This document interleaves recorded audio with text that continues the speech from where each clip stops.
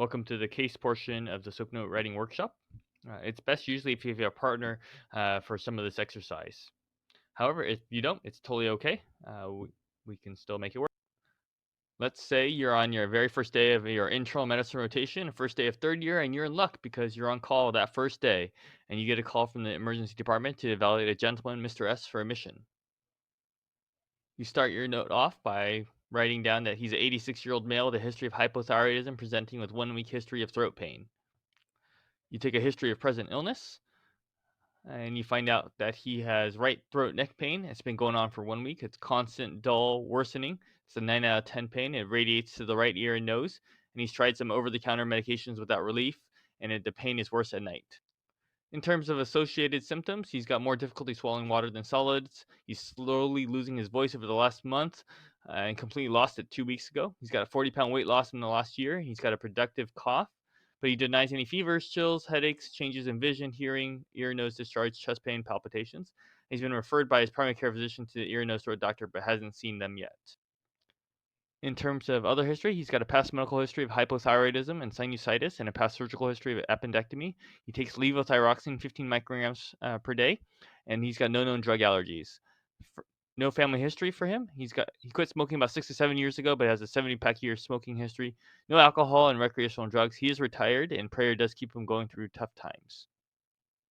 In terms of physical exam, he's got a temperature of 98.1, heart rate of 100, respiratory rate of 20, blood pressure of 115 over 78, setting 98% on room air, and 9 out of 10 pain in the right neck. In terms of general exam, he's a pleasant gentleman, not in acute distress. Difficult to hear, though, since he's lost his voice. In terms of HENT, he does have clear tympanic membranes bilaterally.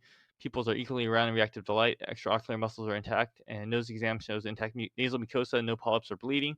He's got dry mucous membranes, though, no teeth, no neuropharyngeal erythema, regular rate and rhythm, no murmurs, and his lungs are clear, no wheezes or crackles noted.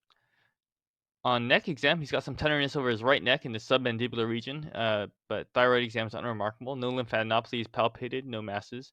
In directly looking at him, you've noticed some excessive drooping of the right skin at the neck, which may be consistent with some swelling. In terms of labs, here are some pertinent labs listed, and with normal values on the right side, you note he does have a leukopenia with a white count of 3.2 and hemoglobin of 8.6, so he's got anemia. Uh, Otherwise, his complete medical panel is not really that remarkable, and his thyroid studies do show elevated TSH at 28.4 and a free thyroxine at 2.6. Imaging obtained in the ER shows a chest X-ray that has no acute cardiopulmonary abnormalities and a CT soft tissue neck with contrast. And no neck tumors are noticed there, no masses. Left thyroid gland contains punctate calcifications and some chronic sinusitis.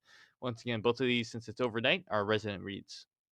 This is a summary slide with everything on it, and it just sort of lists all the things that we mentioned before.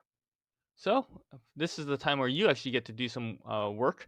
You're going to list out the problems that you find, and on something called a problem list. And problem list can include things from his history, like symptoms, but it could also include some past medical history and social history. Physical exam findings could also be included on here, and lab findings and diagnoses. So I'm going to give you a minute to go ahead and write down some of these things. I'll go ahead and put up this information here, and I'm going to have you pause until you're done with the problem list. Here's some of what I came up with in terms of a problem list: throat pain, dysphagia, dysphonia, anemia, hypothyroidism, weight loss, and history of tobacco use, and probably more.